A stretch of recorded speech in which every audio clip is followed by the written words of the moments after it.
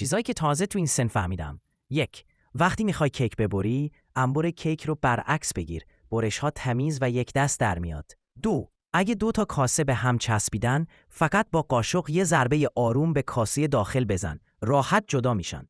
3. اگه کاسه ها زیادن و جاگیرن، یه بشقاب زیرشون بذار. کاسه ها رو بچین روی هم و دورشون یه حلقه ببند. خیلی کاربردیه.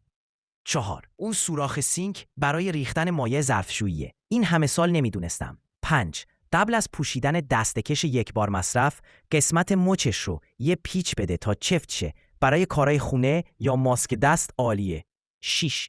قاشق رو برعکس سر دهنه بطری بذار. دیگه مایع پرت نمیکنه بیرون. 7. روغن غذا زیاد شده. ملاقه رو پر یخ کن و داخل غذا بچرخون. روغن میچسبه به ملاقه. 8.